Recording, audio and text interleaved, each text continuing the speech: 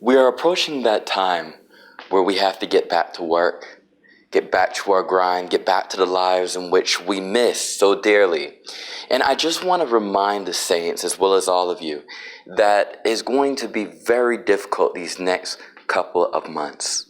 Because what the flesh wanted to do, in some cases, it couldn't do, or it couldn't do it to the extent at which it wanted to do it. So what is the number one thing that the flesh wants, especially for those of you who may not be married, or even those who are married? And that's fornication, sleeping around, shacking up, partying, drinking, entertainment, right? And these are things that we have to abstain from. We have to get away from. We have to draw our eyes from. Look, there's no doubting that the flesh will enjoy the very act of it. But the flesh is not going to enjoy hellfire. And the thing that we don't realize, and we're waiting for that time where our flesh will have reason and rationale over these decisions, look at sin and abstain from it and deny it and say, I'll never be a part of it again. But the flesh does not have those capabilities, but you do. And I know what you're saying. Well, we're one. The flesh is one. I'm part of the flesh. Right. So the flesh wars against the spirit, and the spirit against the flesh. And what we realize is a spirit would just be floating in the air, is not a human being until it becomes flesh, which is why Christ came, that he could show that he could come in the flesh just as we are in the flesh, but live to the expectation of God. So, and he did it as a man, right? If we know about the world and the vulnerabilities of a man as well as a woman, we understand that if Christ came as a man, being the head of the church, being the head of the saints, then we could do it as well. And this word coming from Ezekiel, chapter 20, we read about how the Lord is upset with the people of God, upset with their decisions. Their decision-making capabilities are not being exercised to its full extent. Why? Because they have the spirit, they have the understanding, they have the wisdom, they have the love of God, they have the crown that is prepared for them, a home that is ready for them, and yet they still choose sin over the statutes of God. And a lot of pastors, leaders out there are so boggled down with sin that they're starting to cope with sin by mentioning how we're just humans and how these things will come. And eventually we will be consumed by these sins. Now, look, I'm not there to fully elaborate on what they say. I just know that I counsel enough people to understand what is being taught. And no one is quite understanding the flesh. If we don't separate ourselves from the flesh, even while we're teaching or preaching, then we will start to lean to our own pernicious ways, right? And we will start teaching things that we ourselves were not able to do or capable of doing. But the thing is, we have to press towards our mark. That's the only way to reach our high calling. If we're easy, where we just say, okay, I'm ready to serve God, then it would be so, and everyone will serve God. But that's not the case, because Satan and his devices, he was up there. Lucifer was up there in heaven as one of the angels, a mighty angel at that. But you see how you could be in the presence of God, but if your heart is not in it, you could do great sins and even fight against the very one who loves you the most. Look, sin is something that will always be around. But you know what? God is always around as well. And I know where you're leading to. That's why I could sin, and that's why God forgives, and that's why God forgets. No, that's why God is there. To be ready that when you make that decision to really serve him, be converted from the heart, and confess with your mouth that you know who Jesus Christ is, and you want to belong to him and his household and be a part of that true vine, then God is going to propel you further than you could have ever imagined. Why? That's why God is around. He's not there just to keep forgiving people. He's there to forgive you that you can move on and do better and greater things. But do you believe that you could do better or greater things?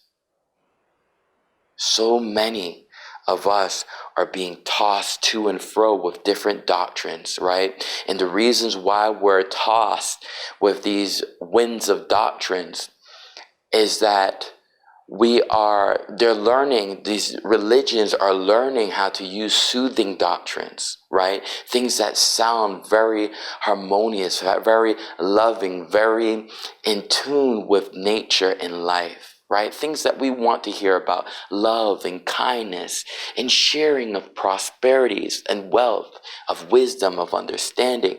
These are things that religions are built on. But God says you cannot deny the name of Jesus Christ and expect to see God. That's what a lot of religions cannot grasp. That's something that they will not teach either. Why? Because it has nothing to do with God. They're merely taking aspects of life that seem very good, that everyone could relate to. You see a sky, it's beautiful. Of course it's beautiful. It's one of God's creations. You see the ground, it's beautiful. Exactly right. And what you will learn is that you see rappers and you see artists and actors and actresses and models who can use wisdom to disguise what they're doing by words, right? And that's why we like to listen to these rappers and these singers, because they're so deep. Their thoughts are so well thought. They're correlating things that you are going through that you thought no one else went through. And look, there's no one that could understand more about good and evil than the very creator of them both. But the reasons why God doesn't rap and sing and model about these aspects of life is because they don't benefit anyone. Look, even when they get rich enough, they forget about that kind of stuff. Why? Because they're really just doing it for the money. It's a job.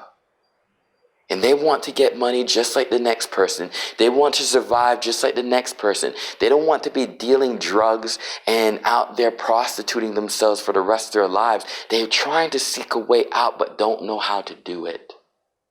And there's people who will prey on those type of weaknesses, which obviously they are the innocent bystanders of that. And I know you're not thinking, well, how's he calling them innocent bystanders? Is because the devil is looking for who he can devour. And he waits for the times where we are at our weakest. And for some of you, it's during the times when you don't have as much money as you would like. We're getting back to a point where we're going to be working, grinding, and we're going to want to do all manners of sin because we're thinking about, wow, if my life were to end today, I didn't get to do this, I didn't get to do that, I didn't get to go over there, I didn't get to hang with this person over there.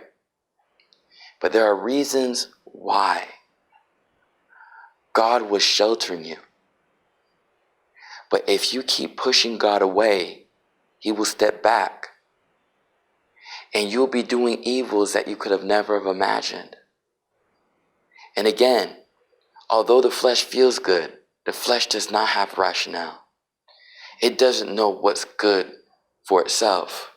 It knows what feels good, but so does a child.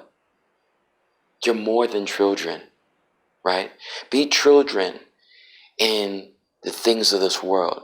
And what I mean by that is in the understanding of evil and of sin. Be children. Just know what's right, what's wrong, but don't delve in deeper to understand the feelings, the emotions, why someone even does it, right? That's what the people of Israel did in Ezekiel 20 to 21. That's what they speak about. They didn't just look at the high hills. They wondered about what they did on those hills. They wondered what they did with the statues. They wondered how they praised these gods. They wondered if the blessings were real about these idols, because they were in a land flowing with milk and honey. So how did they gain that land unless these gods were real?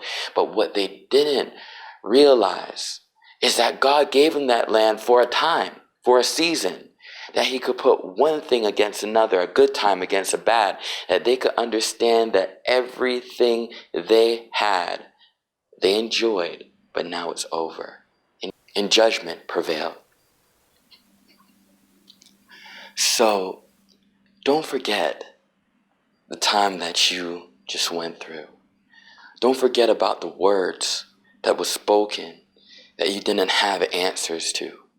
Don't forget about the children who looked at you, hoping for an answer from you.